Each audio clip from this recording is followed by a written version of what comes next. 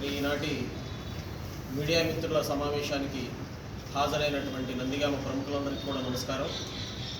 20/12/2025 శనివారం రోజు సాయంత్రం నందిగామ మార్కెట్ యార్డ్ నందు జరగబోయేటువంటి హిందూ సమ్మేళన కార్యక్రమానికి నందిగామ పరిసర ప్రాంతాలు, నందిగామ టౌన్ నుండి వేలాదిగా ప్రజలంతా కూడా తరలి రావాలని చెప్పేసి ఈ సందర్భంగా తెలియజేస్తా ఉన్నాం.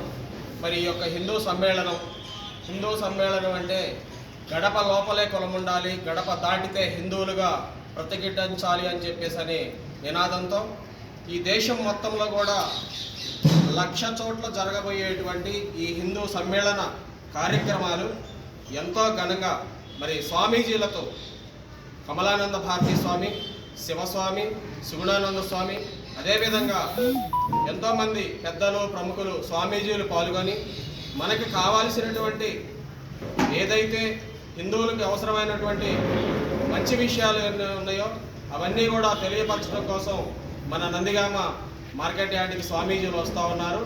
ఈ కార్యక్రమంలో ప్రతి ఒక్కరూ కూడా పాల్గొనాలని, అదేవిధంగా నందిగామలో ఉన్నటువంటి కులాలకు అతీతంగా, ప్రాంతాలకు అతీతంగా, రాజకీయాలకు అతీతంగా ప్రతి ఒక్కరూ కూడా ఈ కార్యక్రమంలో మాజీ ఎమ్మెల్యేలు కావచ్చు, ఇప్పుడున్నటువంటి ఎమ్మెల్యేలు కావచ్చు, అదేవిధంగా హిందువులు కావచ్చు, అదేవిధంగా కులాలకి అతీతంగా ప్రతి ఒక్క దేవాలయ కమిటీలు, ప్రతి భజన బృందాలు, ప్రతి ఒక్కళ్ళు కూడా హిందూ అనే ప్రతి ఒక్కళ్ళు కూడా కుటుంబాల సమేతంగా పాల్గొనాలని ఈ సందర్భంగా తెలియజేస్తా ఉన్నాం.